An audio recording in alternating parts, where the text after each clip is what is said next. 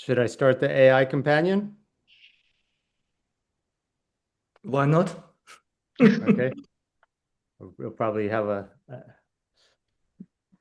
something. So Um, good evening, James, and good lunchtime to everybody else. And it's a pleasure to introduce the FGCHIA IPM seminar series. And the today's speaker is Professor James Borger from the Australian National University. James Borger is an expert in number theory and algebraic geometry, and today he will talk about a subject in the latter field, which is called scheme theory over semirings. Hi, thank you, Oliver. It's nice to speak in this seminar. Lovely to get the invitation. I was just saying before the start that I haven't been to Tehran or northern India, but I have been to Istanbul, and I love Istanbul. I had two very nice trips there visiting Unver, and it's such a majestic and ancient city. I immediately fell in love with it, and the weather was perfect, so that doesn't hurt. But maybe someday I'll be back. I hope I can. So I guess I should share the screen or something. Uh, um, okay, can you see that? Yes, Okay. Maybe I need to should do full screen or something like that. Oh, no, maybe that. Okay. Does that fill the whole screen then? Does that look good? Okay. looks good. Great. Let me just hide. Okay, so uh, right. So this is about this will well, it's about this work on scheme theory over semirings. Here are my collaborators and students that this is based on joint work with. In order of decreasing importance for this particular talk. So the main one is this first one, Jaeyoung Jun, but there are a few others. Johan de Jong, Ivan Zelich, Robert Colling, and Dari Grinberg. Okay, so let's try that again. Okay, so first let me just give you an overview. I'll tell you everything I'm going to tell you. To get started, so a semiring is a set R with two commutative associative unital operations, um, addition and multiplication with the obvious identities, such that multiplication distributes over addition and zero times anything is zero. Now, it's just the definition of a ring, except we did not assume subtraction is possible. Additive inverses might not exist. So the basic examples are all commutative rings, of course, but also the natural numbers, which for me include zero, and the non-negative rationals and non-negative reals. Of course, many others, but these are kind of the ones we maybe care most about as number theorists. Um, so the point of this is so in the sense that from the concept of ring, you can kind of get usual scheme theory over the integers in a relatively formal way. There's kind of a category theoretic machine that it gives rise to. We want to do the same thing, or perhaps the same thing, but expressed slightly differently for semirings. Um, and we get some scheme theory over semirings. And in the same way that you can think of scheme theory over the integers as being algebraic geometry over Q plus some notion of integrality, say integral models and so on, you can think of this approximately as some algebraic geometry over Z, in other words, just usual scheme theory, but plus some notion of positivity. So we'll talk about positive models, and they're analogous to integral models. Um, just me personally, the way I was led to this is that for the first thing is in global class field theory, in certain formulas for class groups and so on, which I'll discuss at the end, the non-negative reals play the role at the infinite place that the p-adic integers do at finite places. So in the sense that, so positivity is analogous to integrality at the infinite place. And secondly, well, I was going to say totally unrelated, but as far as I know, totally unrelated, but maybe deeply related, I don't know, is in my work on vit vectors, at some point I realized that it's possible to give an exposition of the theory of vit vectors where, or rather a definition of the theory of vit vectors that doesn't have any minus signs in it. You never use subtraction. And so you could define the vit vector semiring of any semiring. And then in fact, the vit vectors of the non-negative reals turned out to be kind of a really interesting analytic object that had previously been studied, but under the guise of total positivity, had no one who knew anything about vit vectors studied it. So it's just kind of a purely real analytic object. So that's what kind of led me to this many years ago, and now I'm working on it more seriously. So the main points I want to make are first that the whole approach is, I think, formally very tight.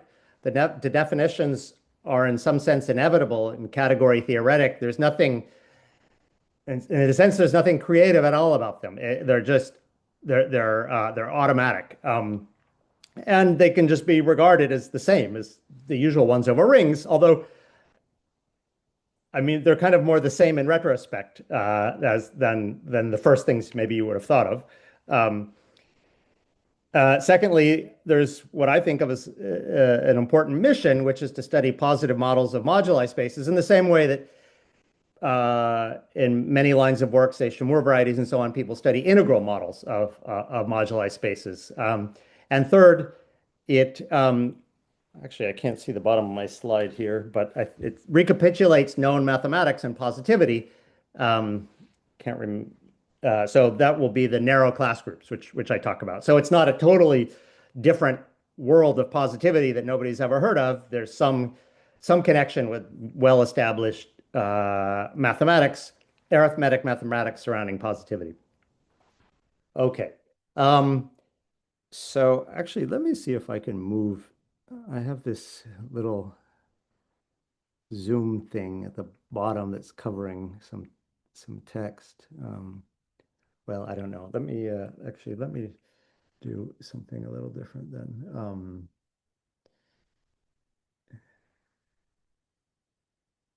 So I can scroll continuously. Okay. Okay. So so just to start at with the very basics. Uh, so examples and properties of semirings. So well, I already told you some of these examples: n, q plus r plus all rings. The polynomial semiring in one variable, which over the natural numbers, which of course are just the integral polynomials, but all the coefficients are non-negative, exactly as the notation would suggest. You can do this in many variables and so on. Okay, so second point, totally unrelated to the examples, that if R is a semiring, there are categories of R modules and R algebras that you can define. And let me not take the time to define them now. The definitions are exactly the same as when R is a ring. You just, well, if the word abelian group ever appears in the definition of module or algebra that you're used to, then just replace it with a commutative monoid. Um, and but if actually anybody has any questions, if you'd like have a question about what the definitions are, just ask me. I can tell you. Um, Maybe I'll. Are there any? Okay. If any questions come up, please, yeah, please feel free to interrupt. Um, and these categories have all at least the basic category theoretic properties you want. You can take all limits and co-limits. Tensor products work identically to the way they do for modules and algebras over a ring. And let me just say, and so on. For instance, for over modules, finite products and finite sums are the same, as is familiar over rings. Over for algebras, finite coproducts are given by tensor products as usual. There's an adjunction between the tensor Hom adjunction, so the tensor product and the internal Hom have the usual adjunction. So in a certain sense, everything works the same. Of course, not literally everything, but at least so that's what I'm saying. All the basic category theoretic properties. But it's sorry to interrupt, but they're not going to be abelian categories for That's sure. completely correct. Yes. So Right. So you don't have the theory of, well, I'll get to quotients and so on, but they're absolutely not abelian categories. Yep. Thank you. It depends. I guess in retrospect, I no longer consider that basic, but that's kind of post hoc reasoning. Um, okay, so another example, or back to this example, R plus. It's a semi-field, meaning non-zero elements have multiplicative inverses, but now here's something where it's different than over rings. It does have a non-trivial quotient, in fact, a unique one. And this is can you see my pointer here? I'm pointing at the B. Yes, Yes, yes. Yes, okay, good. yes. This is the Boolean semiring. It just consists of two elements, 0 and 1, and 1 plus 1 is 1. And there is a semiring homomorphism from the non-negative reals, which sends everything non-zero to 1, and 0, of course, has to go to 0. So the equivalence relation is sort of positivity or not positivity. And this is kind of the minimal incarnation in a in the same way that the field of two elements is sort of the minimal expression of evenness and oddness, the Boolean semiring is this minimal expression of positivity and 0. And you see that, of course, the non-negative reals maps into the reals. And now it's this Q infinity, of course, that's very familiar notation in certain lines of work. The infinitiadic completion of the rationals is just taken by definition to be the reals. But now, perhaps provocatively, I want to suggest the notation, the infinitiadic integers to be the non-negative reals, and then even the residue field at infinity, or residue semi-field, I suppose I should say, we could even define to be just the Booleans. This is a little silly, and it shouldn't be taken too seriously, but it should be taken kind of half seriously, or maybe semi-seriously. And notice, so here's the analog with the p-adics. And the QP is obtained from ZP by multiplicatively inverting P. And of course, the reals are obtained from the non-negative reals by additively inverting 1. So obviously some things are quite different, but there's some analogy. Okay, so on the subject of fields, so fields aren't simple. The semi-field that I just showed you, the non-negative reals, is not simple because it has two non-trivial quotients plus, sorry, it has itself as a quotient, 0 as a quotient, but then also the Booleans as a quotient. So three quotients. Well, let's say a simple object in a category is something that has exactly two quotients in the same way that a simple group has exactly two quotients, the 0 and the whole thing. So fields are exactly the simple objects in the category of rings. And you could ask what they are in the category of semirings. And Golan, if you can kind of describe them explicitly, and Golan gave a definitive answer to this question. So a simple object in semirings is either a field, or there's only one more example, and that's this Boolean semiring. And now we can, this suggests, again, kind of provocatively saying, well, okay, sorry, the first thing is not provocative, it's a fact. The simple quotients of n are precisely the prime fields of the finite prime fields, as well as the Boolean semifield. And now provocatively, you might say, well, this sort of suggests that you might think of spec n as being spec z plus one more point, which we could call the point at infinity. Okay, here's a little theorem.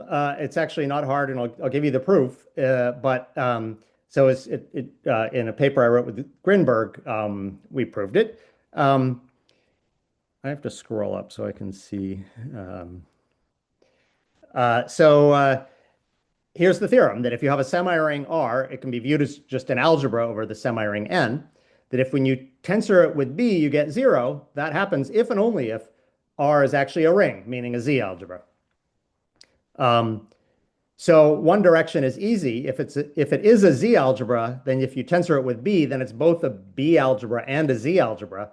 So you have it's an algebra in which 1 plus 1 is 1, and the only way that can happen is if it's 0.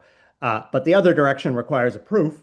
So here's an analogy, again, with a finite prime, that if you take an algebra R over Z and you tensor with FP and you get 0, then that algebra is an algebra over Z adjoin 1 over P in a unique way. So, and the same thing is true. The same thing is true here. Um, so we might think of this is kind of to substantiate this this thing about the specs I wrote above. Okay, so before I get to the proof of that, it'll be the only thing I really prove in this talk, and it's very easy. But I kind of need to say a few more things. So here are some things that kind of don't work quite as well. So first of all, kernels do not detect injectivity. So you could have the addition map from the first quadrant in the plane to R plus. It just sends x comma y to x plus y. Obviously, it has trivial kernel. Sum of two non-negatives is 0, if and only if each of them themselves is 0. But obviously, it's not injective. So the right thing to look at is the so-called kernel pair. And so this is, if you have a homomorphism here, say of semirings or of modules over a semiring, you look at the set of pairs which have the same image in N. And this is, of course, literally just the fiber product. And this is an equivalence relation on M. It's the equivalence relation given by the property of lying in the same fiber of the map.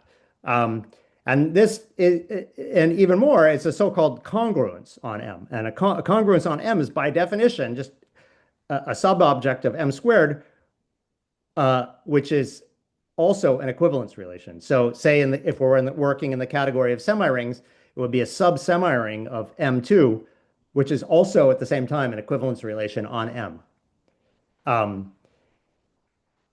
And this from the point of view of this fibered product, as long as your category has fiber products, then this thing will be a sub-object. So therefore,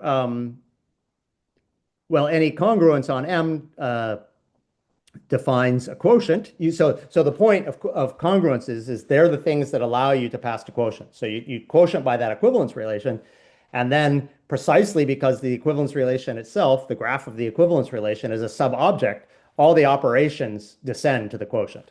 And then you just immediately conclude that the homomorphic images of M, modulo isomorphism, of course, are in bijection with the congruences on M. So the slogan here is you're supposed to quotient by congruences instead of by ideals or submodules, which it might look a little funny if you're used to quotienting out by subgroups and things like that. But of course, in the category of sets, you don't quotient out by subsets, you quotient out by equivalence relations. So it's really just the same principle. Okay, and therefore every semiring admits a presentation. So you can just choose any generating set, for instance, every element in your semiring, and then mod out by all the relations. So by this, I mean the congruence, you could have some list of relations, could be infinite. You look at the congruence they generate, it's just the minimal congruence containing them all. And then, so every semiring admits such a presentation. You just take all the elements as generators, if you like, the wasteful presentation, and all the relations as relations. So from this point of view, what I'm trying to do here is convince you that semirings are not crazy. There's a tendency people have to kind of roll their eyes when they hear semirings. So a semiring is really nothing more, from a certain point of view, than a system of polynomial equations. Those are the fj equals gj polynomial equations. So these f's and g's are right, they're polynomials, right? Up to algebraic equivalence. So given any system of polynomials, you can write down the semiring, the presentation they give you. And conversely, as I explained, every semiring comes from such a thing. And two presentations give rise to the same semiring, if and only if it's possible to kind of all the relations in one presentation after appropriate change of variables are kind of formal syntactic consequences of the relations in the other presentation. So that's what I mean by up to algebraic equivalence. So the point is that in a sense there are no pathological semirings any more than there's an example of a pathological polynomial with coefficients in n, or a pathological natural number. So I guess I'm trying to argue that it's somehow the things work very nicely. Like in the end, all we're doing is studying systems of polynomial equations as in normal algebraic geometry, but we keep track of positivity. Okay, and as I say here, still subtraction is important. So for instance, if you have your quotient out by a relation in normal algebra scheme theory, and you want, would give you a closed subscheme, you want the open complement, you would look at this algebra, and it's kind of hard to imagine how you could possibly get rid of subtraction there. So that, okay, so here, let's see, check how I'm doing on time. Okay, I'm a little behind time. I should speed up. So here's the theorem I told you about. It's an easy theorem. There's the proof. So here's the proof. So the Booleans are the natural numbers modulo the relation 1. The congruence generated by the relation 1 is equal to 2. So therefore, this tensor product is the quotient of R by the congruence on R generated by the relation 1 is equal to 2. So now let's define a new relation on R, which says that A is equivalent to B if A comma B is of this form for some x, y, and z in R. So this is the reflexive symmetric relation generated by that one relation. So the reflexive part here's like, this is a subset. It's going to define a subset of the R cross R. So here's the diagonal. That's the reflexive part. Here's the one relation we start with. Oops, 2 is equal to 1. You make it symmetric. You throw in that one, and then it has to be a sub-object. So you kind of take all linear combinations, and this is what you get.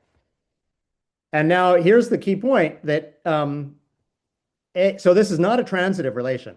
We'll get there in a minute. A is related to B if A is related to B in this relation, then A is negatable, meaning it has an additive inverse if and only if B is. And why is that true? It's because negatable elements, just like multiplicatively invertible elements, are the set of them is closed under not only addition but also summands. So it's closed under sums and summands. So if A is invertible, then since it's closed under summands, z, x, and y are invertible, because then A is z plus x plus x plus y. So therefore, z, x, and y are negatable, but now B is the sum of these negatable elements. Z plus x plus y. So therefore, B is also negatable. And now, therefore, by induction, the same applies to the transitive closure of this relation. But the transitive closure is exactly the full congruence. The only thing that was missing up here was transitivity. So, okay, so now, if, as we're assuming, B tensor R is 0, then what does that mean? That means in this equivalence relation, for every element is equivalent to 0 on the full congruence. But then we just proved that since 0 is negatable, therefore A is negatable. Therefore, every element in R is negatable. So you see the kind of logic, like it's a little different to what you might be used to in normal algebra. And in particular, we kind of have to take transitive closures, and and you have inductive arguments for that. Of course, they're very elementary, but they have a slightly different character to what you might be used to in normal algebraic geometry, normal scheme theory. Okay, so now let me say something about affine schemes, the functor of points. So what's that, 20 minutes? Okay. So just by definition, if A is an algebra over a semiring R, I define the spectrum to just be the functor it represents. So you take Homs from A to something else, it gives you a functor from R algebras to sets. That's my definition of the spectrum of A.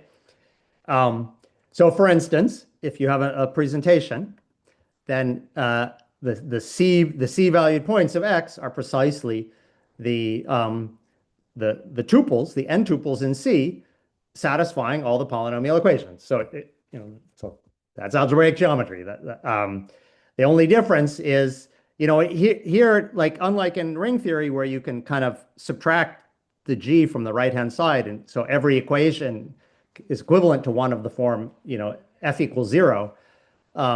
Here you don't have that luxury, but you just have to leave them as polynomial equations, but everything's fine. That's perfectly fine.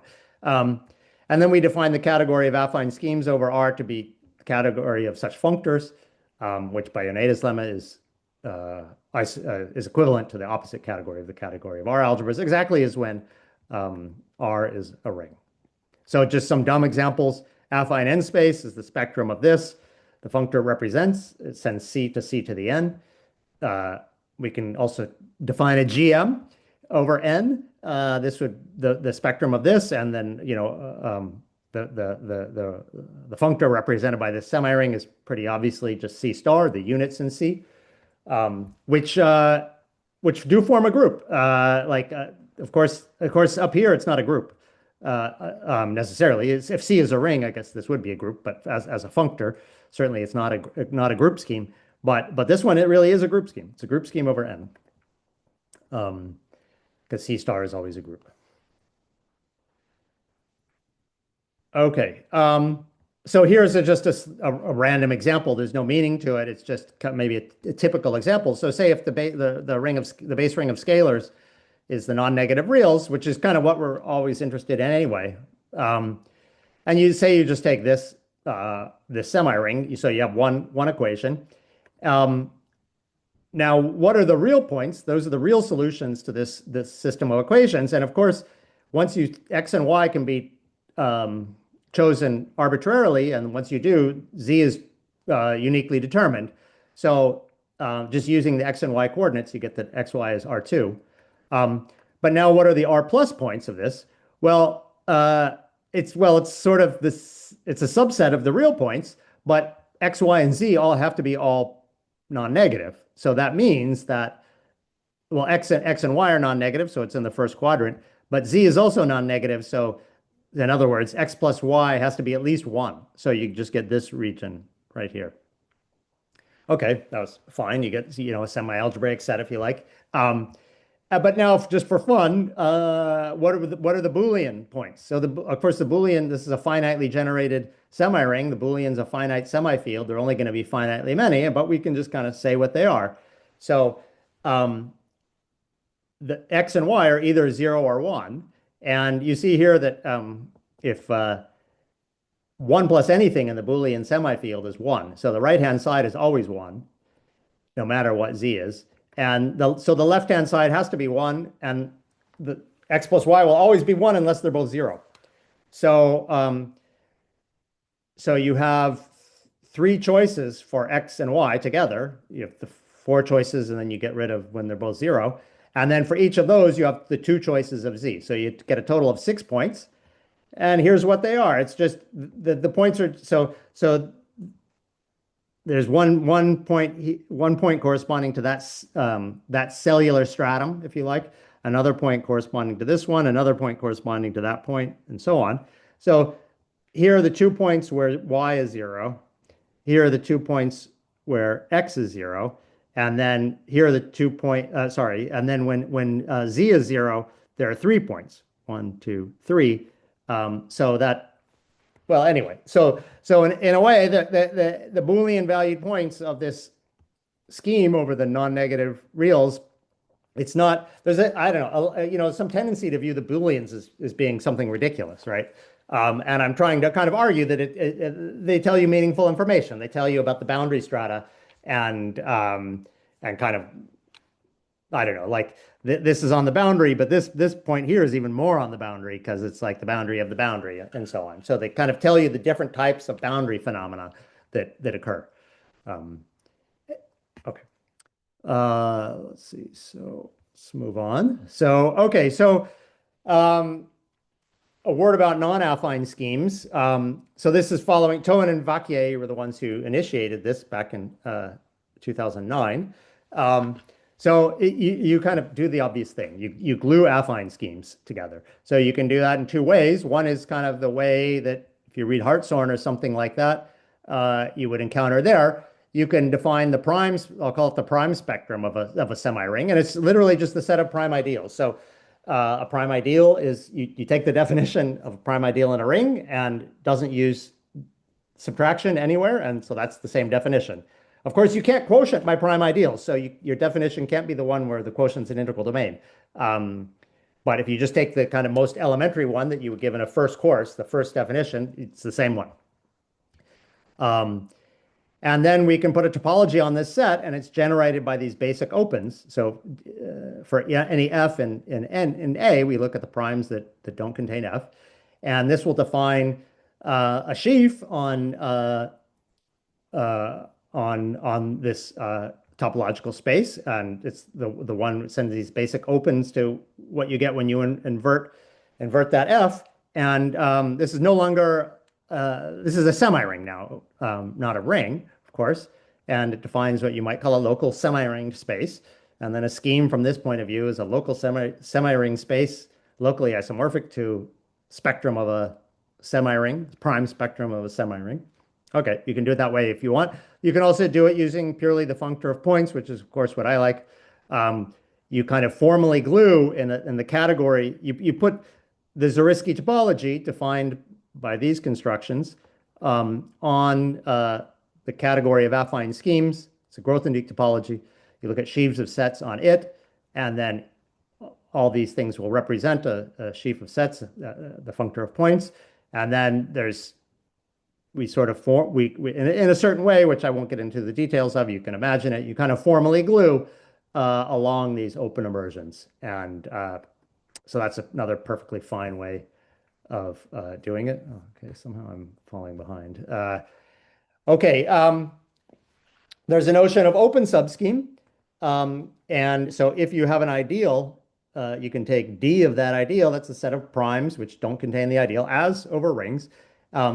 These are the opens you have a little exercise to show it's the opens in spec A.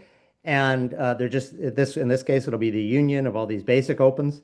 And then every open is of this form. And then you can check that the restriction to the radical ideals, the ones that are closed under taking roots, is a bijection. So opens correspond to radical ideals. Closed subschemes are a little different. So we'll say a map like this of schemes, you can think of them as functors if you like, is a closed immersion if locally on X it's defined by equations. So you cover X with open affines, and the corresponding semiring here will be one defined by a quotient of the semiring here by some equation, so by a congruence. So one key difference with the situation over rings is that opens and closed are not always complements of one another. So they kind of capture two different things, which are both legitimate objects of study, but they don't match up any longer. So the congruences on R correspond to closed subschemes of spec R. The radical ideals on R correspond to open subschemes of spec R, and they're kind of no longer in correspondence with each other. Okay, so let me move on. Projective schemes. So I'm going to define the functor of points exactly as you don't see this definition so often in the textbooks, I guess because people don't introduce the functor of points, but it's so projective n space, the C points is the set of isomorphism classes of tensor invertible quotients of the module C to the n plus 1. So we look at quotient modules of C to the n plus 1, quotient C modules, and we look at those which are invertible. So they're invertible under the tensor product. And then if you just think about taking the symmetric algebras of these two modules and taking spec of that, it's kind of quite reasonable to just say that's literally families of lines in affine n plus 1 space parameterized by spec C, which is, of course, exactly what you want. You can also define it as a topological space by gluing in kind of with the standard charts of projective space depicted here for P1, etc. You can also define it as a quotient where you take in affine n plus 1 space, you take the open corresponding to this augmentation ideal, if you like, and then that has an action of GM on it, and then you just take the quotient in the sheaf category. That will be a scheme. You prove it's representable by a scheme, and it's exactly the ones given above. And then kind of because this description here you conclude that you can describe the closed subschemes of projective space. You just pull back that closed subscheme to this xn plus 1, and then take the closure in affine n plus 1 space. And then what you get is a closed subscheme of affine n plus 1 space containing 0. I guess, sorry, you also have to throw in 0. If you had the empty scheme or something, you'd have to artificially throw in 0. But those are the conical ones, the GM equivariant ones. And these correspond exactly the GM to graded quotients of this. So the graded part corresponds to the GM equivariance, and so on. So that's just kind of the usual thing, and it just works fine. Okay, so now we're getting to kind of the point of doing all this. It's not just because we like textbooks on scheme theory. So a positive model, what's a positive model? A positive model of a scheme, say over the real numbers, is a scheme over the non-negative reals, and it has to be flat. I'll get to that in a minute. I haven't defined that. And a map from the original straight x to the script x such that this diagram is Cartesian, commutes and is Cartesian. So this is exactly analogous to an integral model of a scheme over say Q or QP, where here you would have QP and here you would have spec ZP. And then the main question that I find interesting, which really hasn't been any progress on, but I hope to look at it soon, do the classical moduli spaces over, say, the reals, but also the rationals or Z, admit positive models over the non-negative reals or the non-negative rationals or N? Now, without flatness, so normally in normal scheme theory, when integral models, if you take, say, the projective line over QP, that will be flat over ZP as well. So it's kind of you say it's a model of itself. And that's a stupid thing to do. And the way people usually avoid, rule those out is if you start with, say, a proper scheme, then you want the model to be proper or something like that. But here, we'll see below that we kind of, even flatness is quite a strong condition. So without the flatness condition, you could take the stupid models, but with the flatness one, you can't. I'll get to that below. And then secondly, more to the point, do they admit preferred positive models, especially ones which have enlightening moduli theoretic interpretations? It's not always true that that the best integral models have nice moduli theoretic interpretations, but of course, often they do. And so that's what we'd like in this case too. So there's a little bit of positive evidence for this. So say curves of genus 1 with a marked point, so moduli space of elliptic curves, the Tate curve over over Z, which is an elliptic curve over this ring of formal Laurent series over Q in Q. This does have a flat model over N adjoin Q, and it's given by theta functions. So you take here a bunch of theta functions. I'm just mentioning. I'm not going to talk about this anymore after this. So I'm just kind of mentioning this as an advertisement. You define certain theta functions, and you take their span, and it turns out all this it's closed under multiplication, and more to the point, all the structure constants are actually in this semiring, so it has positive structure constants, and therefore defines a graded semiring, and you can do a Proj construction on it. So this is only at infinity. So I don't know if I hope some version of this will extend to the whole moduli space, but I don't know. And of course, it raises the question: what should maybe another way of asking the question? What should an elliptic curve over a semiring be, or even more particularly over the non-negative reals or the Booleans? Like, will it still be a group? What is the right? There are about 20 definitions of elliptic curve. Which, if any of them, is the right one over a semiring? I don't know. Okay. Now flatness. I owe you a definition of flatness. So, the definition I'll say is the same, but it's maybe not the same as the one that not the one you would have thought of. So an R module is flat if tensoring by it preserves finite limits. So I'm not requiring that it preserves injectivity. I'm requiring that it preserves finite limits. So what does that mean? I'll tell you in a second. And then a scheme is flat if it's locally the spectrum of a flat R algebra. So you just, if you could, there exists a Zariski cover of it by flat things. So here's kind of a basic example, which is that the reals are actually not flat over the non-negative reals. And the reason, here you'll see the definition of finite limits. So it's actually equivalent to requiring that it preserves equalizers. So what's an equalizer? An equalizer is two homomorphisms, two parallel homomorphisms like this, and then the equalizer of that diagram is just the subset where the two maps agree. And you'll see here that tensoring over R doesn't preserve equalizers because we have our friend the sum map and the zero map. They're equal only at zero. But when you tensor up to the reals, you tensor this whole diagram up to the reals, you get this whole diagram. And obviously, zero is not the equalizer at the level of R because the equalizer is the antidiagonal. That's where the two coordinates add together to be zero. So this shows that the reals are not flat over the non-negative reals. And that's unlike the p-adic situation, right? So QP is flat over ZP. But anyway, it's true. It's just a basic property about linear equations over the non-negative reals and the reals. And as a consequence of this, it's not so hard to show. A non-empty scheme over the reals is never flat over the non-negative reals. Okay, so here are a few technical flatness facts that are important to mention. So first of all, there's an FPQC topology on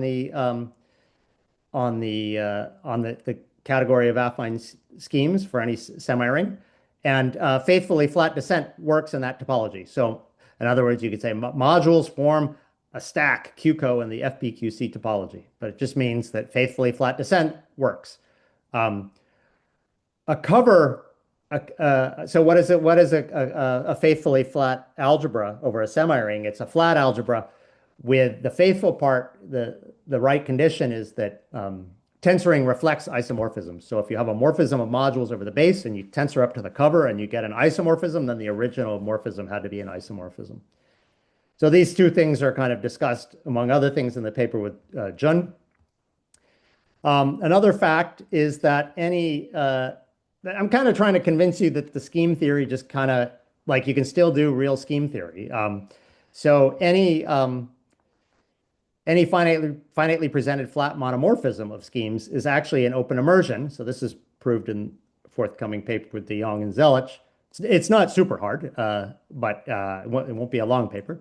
And as a consequence, like Tohen and Vacchi originally defined their Zariski topology to be the ones generated by the finitely presented flat monomorphisms, because I guess it's more category theoretic. They actually did it in a kind of abstract category theoretic generality. But in fact, now we can prove it actually agrees with the naive Zariski topology that I defined above. So that's great, just like over rings. It was a familiar fact over rings, but still true over semirings. Another familiar fact over rings, which is true over semirings, is that a flat map is faithfully flat if and only if all the prime ideals of the base lift to the top. So yeah, so that's just, I mean, just nice that things kind of work the way you're used to. Okay, so Picard stacks. So I guess the purpose of this talk is to kind of, or not the purpose, but the style is to just show you a bunch of snapshots of this world and to convince you that I mean, usually when anybody says the word semiring, people don't want to listen. So to convince you that there's kind of really something going on. Back when Jun and I were kind of first thinking about these things, we had this whole functor of points point of view, and it was very nice at a formal level, but we wanted to know, like, maybe was it really a practical thing? So there's a test question. For instance, could you define a Picard stack of a scheme over a semiring, and is it algebraic? So for rings, you need to make some assumptions. So say flat projective finitely presented. And for us, an algebraic stack will be one that's a scheme modulo an affine groupoid, say. So then we quickly discovered, though, that our question was ill-posed because we didn't even know what definition of line bundle we should use. I gave you one already. I kind of, which was an invertible sheaf. Well, that's an obvious one you could use. Another obvious one is a sheaf which is locally free of rank 1 in the Zariski topology. And another definition you could use, an obvious one, is a sheaf which is locally free of rank 1 in the FPQC topology. And it's sort of not clear which of those should be the real one. But in fact, they're all equivalent. The But it's not, so in the usual case, the way you prove that is using Nakayama's lemma. But you can't use Nakayama's lemma as well, as far as I know, in the semi-ring context because you can't quotient out by prime ideals. You can't quotient out by ideals at all. Okay, actually you can, but you get up something bad. It doesn't tell you that much. So you need a different argument. So that's one of the main purposes of this paper with Jun.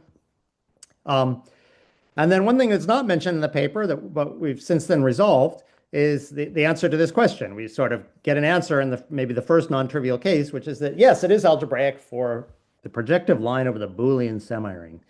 And it's exactly what you'd expect. So it's sort of the same, if you like, other than this different base, as the answer you get over any ring. So you have a z's worth of invertible sheaves, just this different Serre twists, and each one has an automorphism group, which is GM. And so it's the same thing. I mean, the proof is entirely different, but the answer is the same. And the answer is probably the same for projective n space. I asked my collaborator, and he went and looked through the proof for P1, and he said, "Yeah, everything works." And I believe him, but I haven't checked it myself. But one thing we don't know the answer is what about? I mean, it's kind of more important is what is P1 over the non-negative reals? I mean, the Boolean stuff is kind of all fictitious anyway, a little bit. In the same way that maybe a lot of mathematicians would think of finite fields as kind of fictitious artificial creations. So the Booleans are a little bit the same. At the end of the day, we care about arithmetically global mathematics. And a step towards that might be from the Booleans to an arithmetically global situation is looking at the non-negative reals. So I don't know the answer. If you'd expect it to be kind of the same, but with an R plus here. And especially because the two fibers, if you like, the Boolean fiber and the real fiber, both have, this is correct after base change to them. But proving it, I mean, I looked at it a little bit. I kind of tried and failed. Haven't tried too hard, but I'd be very interested to know. I believe it's doable, of course, but I just haven't been successful so far. Okay. So here's a little intermezzo on the student of Robert Excuse me? Calling. Yes, Can I interrupt? Can I please. say maybe a few words why it is difficult? Well, that even the usual proof over a ring, well, I guess there are probably many proofs, but the ones that I'm aware of kind of uses semi-continuity theorems for different fibers. And things like that might be available in this world, but basically we know nothing. So you kind of to do and okay, another thing which I wasn't intending to mention, but it's great that you brought it up, is homological algebra is kind of we have no idea how to do homological algebra. So subtraction is really necessary for that. Simplicial objects work fine. Homotopy groups of simplicial objects works fine, but because just simplicial sets, you can work with simplicial sets, but so certainly simplicial modules over a semi-ring works fine, but I don't know how to do anything even the slightest bit non-trivial using any of that.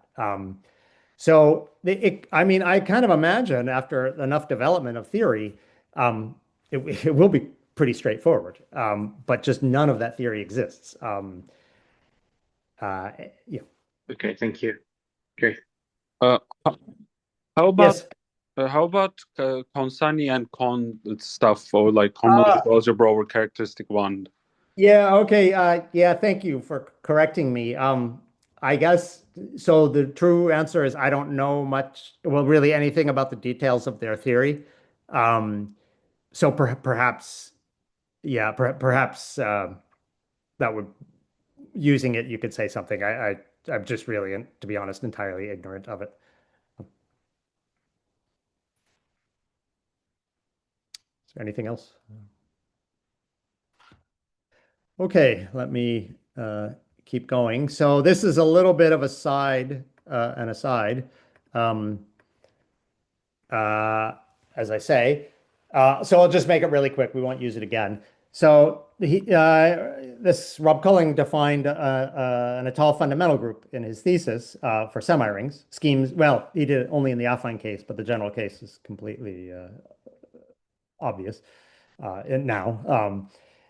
So a morphism of schemes is finite Étale.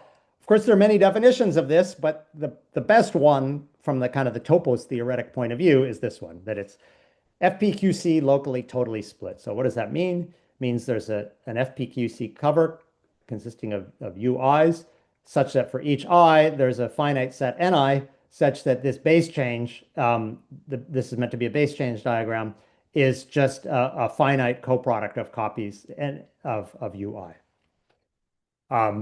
So then his theorem is they form a Galois category in the sense of Grothendieck if X is connected. And this allows you to define an Étale fundamental group for any connected pointed, this is meant to be a point, of course, N scheme X.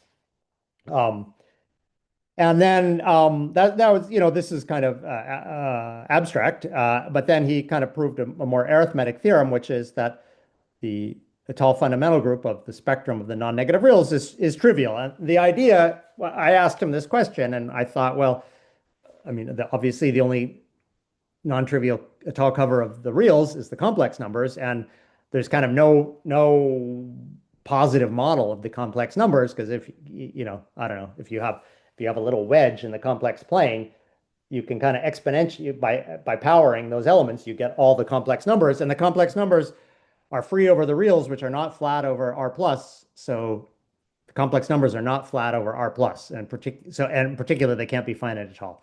So the obvious guess was that therefore this thing is zero, and he was able to prove it. It's not a profound argument, but well, I don't know. We didn't know how to do it for quite a while, and then he figured it out. One nice consequence of that is that you can then deduce that the spectrum of N is also simply connected. So it's N, it's a push-out diagram. You're kind of gluing this together with that along the overlap. You kind of like think this is like it's like a punctured disk at infinity, arithmetic disk at infinity, and this is what you get when you kind of fill in the hole. And then so this is kind of the compactification, if you like, of spec Z, arithmetic compactification. And so by Minkowski's theorem, pi1 of spec Z is trivial, and by Culling's theorem, pi1 of spec R plus is trivial. And of course, spec R is connected. So then by kind of, as you would in algebraic topology, you conclude that this thing has trivial pi1. But one thing that's be fun to think about is obviously spec R is not simply connected because the Galois group of C over R is non-trivial. So this suggests that perhaps there's some notion of pi2, an Étale pi2 of spec of the natural numbers, and it should really be the same as pi1 of spec R, which is just Z mod 2Z. So just throwing that out there to tantalize you. Okay, let me have to wrap this up. What do I have here? A little thing on the screen.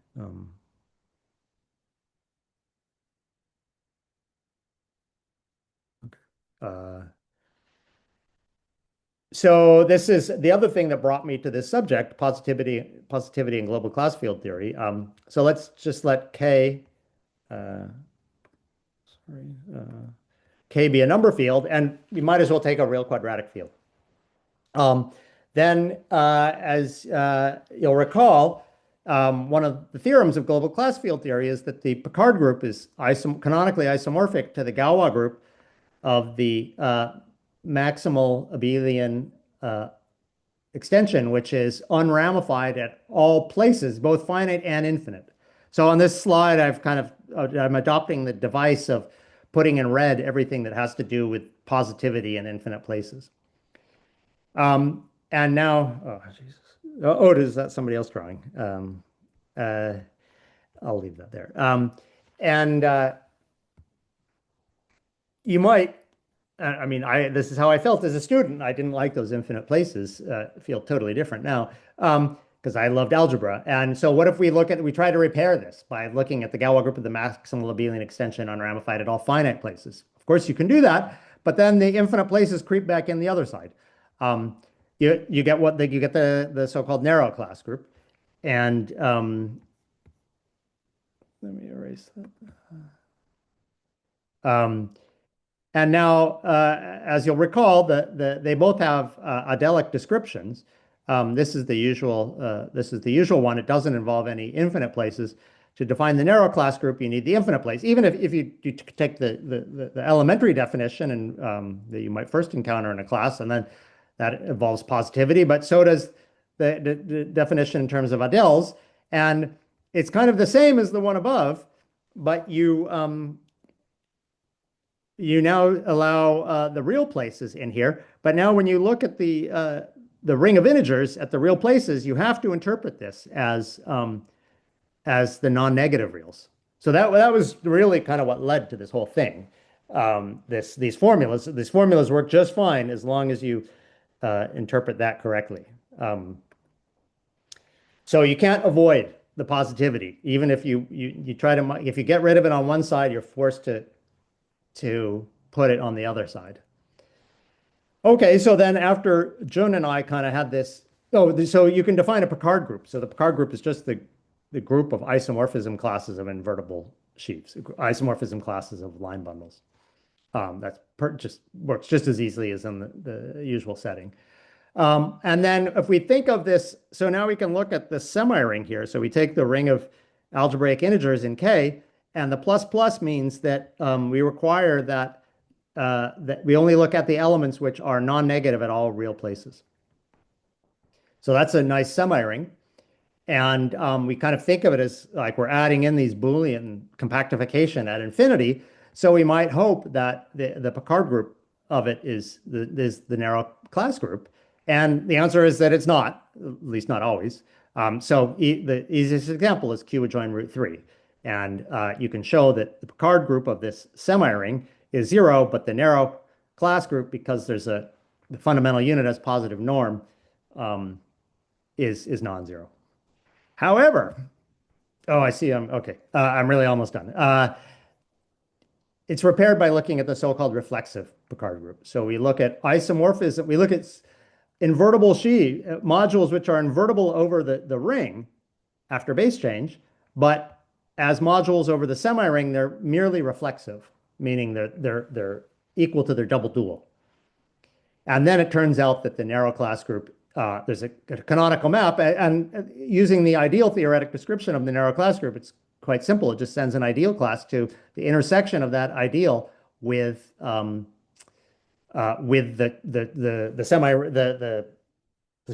positive elements of the field, with the semi field. The interpretation I like to give of this, again, this is to only be taken semi-seriously, is that, so there's this observation that an element of these totally non-negative elements of algebraic integers, it's strictly positive under one embedding, if and only if it's strictly positive under all others, of course. And how I like to think of that is when you're kind of gluing these different branches, you're compactifying the different branches at infinity. You only compactify them by adding one point. They're not separate. So in a sense, you might think of this spectrum as being a node at infinity. Or rather not, what's the right, maybe node's not, if you have multiple branches, you might use a different word, but being not being unibranch, I guess, as you might say, at infinity. It's certainly doesn't feel regular. So one might a priori expect that the reflexive Picard group would be better. As in normal algebraic geometry of surfaces, I understand if you have a non-regular surfaces, often people prefer to look at the reflexive Picard group. Okay, so this is the last slide. Summing up, just to tell you again, I think the theory is formally tight. They're category theoretic definitions. They're all category theoretic, and they're in some sense the same as the ones in usual scheme theory. Has an important mission, which is study of positive models of moduli spaces, and recapitulates known mathematics on positivity, particular narrow class group. it's apparent, as I say, it's apparently able to handle the real places in global class field theory scheme theoretically, rather than kind of in this ad hoc manner that we're accustomed to in the textbooks. Makes you wonder about GL2 instead of class field theory, which is about GL1, makes you wonder about GL2. So, and as I say, there's much more to do. That's it. Thank you.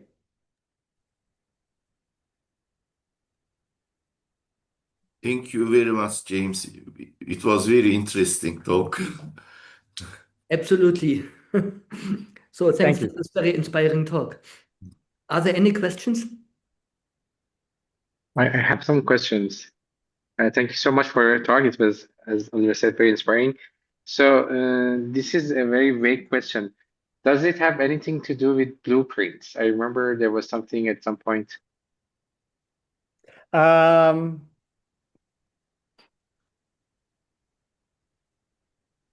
the real answer is I don't know. I expect no. I expect they're kind of orthogonal. I don't really never gone on top of the whole blueprint theory. But I, what I do know about it is kind of the blueprint theory is a little more about kind of the field with one element, which is kind of mostly about kind of toric phenomena in some way. And of course, toric, I guess I could have said this one. I mean, I haven't written it down, but pretty obviously, toric varieties will be defined over the natural numbers. Um, but there are many other variety. I mean, this includes kind of all of normal scheme theory over rings. So there's nothing particularly toric about it. So I would say I would say somehow as a practical matter, they're kind of doing different things. I see. Yeah, thank you. And so another question. So I think all these questions about positivity has really to do with like number fields and so on. But is there anything analog for function fields? I don't think this No, makes sense. no. Yeah, absolutely not. I mean, that's I guess what makes it kind of fun. So if you're in finite characteristic, like I mean every semi-ring is a ring because you can add one to itself many times to get to minus one. So yeah, I think Yeah, there's no. I mean there. I guess you could say there are analogs, and that if you kind of think of this as a way of compactifying spec Z, so then it's kind of and I guess it's aspiring to be analogous to the function field setting where you can take compactifications. But whether it really, I mean, of course, the infinite place is a whole world, and this is capturing only one small part of the infinite place, which is just positivity. Like norms are at least are not on the face of it not touched. Maybe they can be incorporated in some way. I don't know, but and I guess the point is just that this small aspect of the infinite place, which just involves positivity, can at least for some purposes, be talked about in a kind of purely algebraic category theoretic way. Um, yeah. Thank you. It's very nice. Well, if nobody else has a questions, I have a little question. So, so at the beginning of your talk, you said that semi-rings can be can also serve as an argument for the Witt ring. So it makes sense to consider yeah, the Witt yeah, ring over yeah. semi-ring. So now, of course, I want to know what's the Witt ring of the Boolean semi-ring with two elements. Oh, so Dari Grinberg and I wrote a whole paper on that. Oh, Yeah, and we even have if I can be modest, a kind of a nice little introduction advertising it. So the answer is it's actually countable. So that's kind of a funny thing. The Witt vectors of a ring, unless the ring is the zero ring, are always uncountable because it's an infinite product of copies of the ring. But absolutely. the Witt vectors of the Booleans and the Witt vectors of these are big Witt vectors, and the Witt vectors of the natural numbers are actually both countable. And the Booleans, it's kind of, I actually don't remember exactly what it is, but it's naturally in bijection with n cross n union another point we call infinity. And we write down explicitly what the addition and multiplication laws are.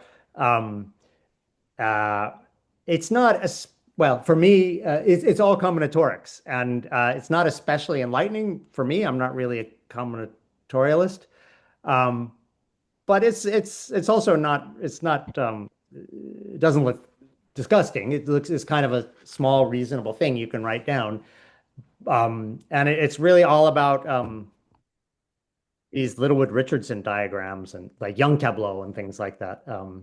Uh, so it's that's why my co-author kind of was an expert on those things. So he, but you Adam, if you, I'm afraid I'll have to refer you to our paper. Mhm, mhm, mhm. I guess it's not surprising that the flavor is combinatorial, given that the Boolean semifields, the B mod like objects over the Boolean semifield are like lattices, right? Yeah. So Yeah. they're I think that's right. Yeah. yeah. Yeah. And then vit vectors are kind of about symmetric functions, the big vit vectors. If so, it's kind of it's like the theory. You look at the theory of symmetric functions. There are many operations on them, and you want to know what positivity properties when certain structure constants are zero or positive, and that will be that's governed in a very combinatorial way. A question. Uh, sorry. Yeah. This positivity. Does this positivity can help for a translation of infinite places in L functions? I mean, I don't know. That would be wonderful. I mean, of course, I have many dreams about things like that. If you have any ideas, I would, I beg you to share them with me. Like that. I'm not. I mean, I think it. Yeah, this at the end, it's just scheme theory, and whether scheme theory is a lot or a little depends on who you ask. But and scheme theory is just kind of a syntactic calculus in a way for managing polynomial equations, and it's a very good one. But at the end of the day, it kind of on its own doesn't have much arith or really any arithmetic content. So I think the most you could hope for is this kind of allows a new formal language in which certain issues come to the fore, which wouldn't have been obvious in the old formal language. But kind of on its own, it's just syntax. No, there's no real deep. It's like syntactic number theory and the coefficients. I don't know, rather than kind of really deep arithmetic. Thank you.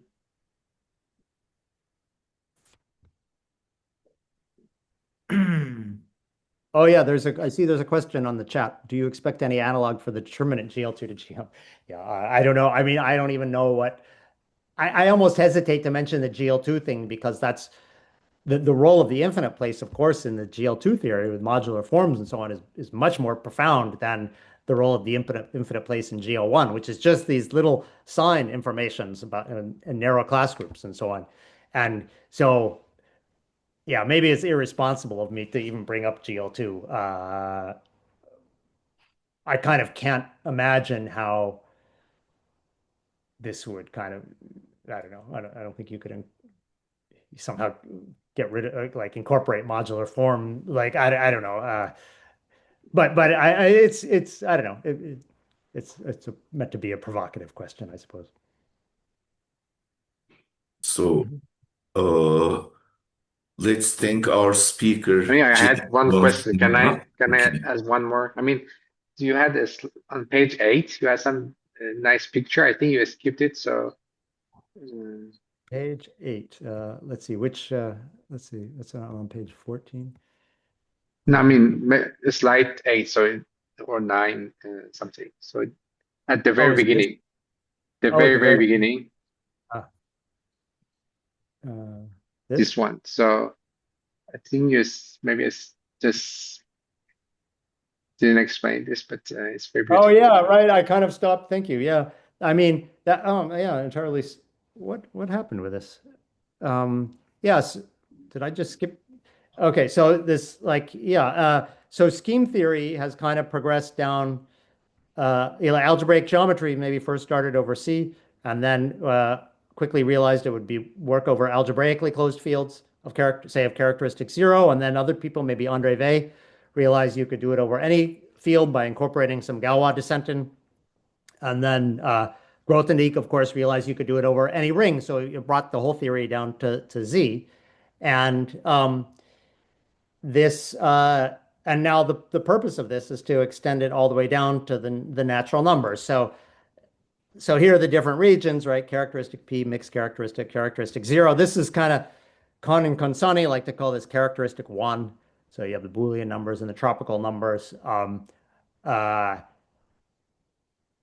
and yeah, so this is kind of the whole region of normal scheme theory. And then kind of the point, just like just the natural conclusion of I don't know, at least I'm kind of provocatively arguing whether I really believe it's, another matter, but that the natural conclusion of this process is to go down to the natural numbers, so semirings are the kind of the minimal structure you need to have a good theory of polynomials. You have to be able to add and multiply coefficients, but you don't really have to be able to subtract them. So in the same way that, certain things had to be sacrificed when going down this, like certain things that are familiar and true, say over fields of characteristic zero, like a perfect variety, smooth varieties and regular varieties are the same thing. They're no longer true over imperfect fields, say in characteristic P, and certainly not over rings.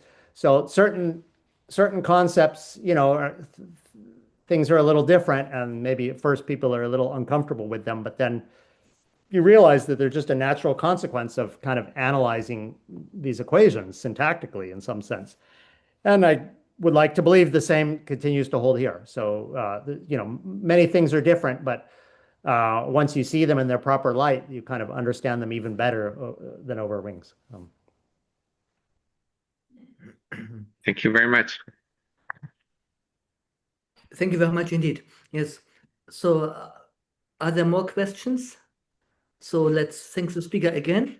And just one more thing, I would like to announce that in 2 weeks' time, it is Laila Smilovic speaking in the FGCHRA IPM seminar series on number theory. So thank you very much, James, and I hope we will see each other soon at some other occasion, maybe. Yeah, me too. It's nice to see a lot of old faces. Thanks that I again like. for this cool and lovely talk. All right. Thank Thanks, you very Oliver. much. Bye-bye. Bye. Thanks so Bye-bye. much, Jim, for this wonderful talk. See you, Sinan.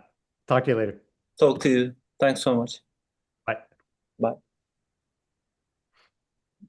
Yeah, thanks again.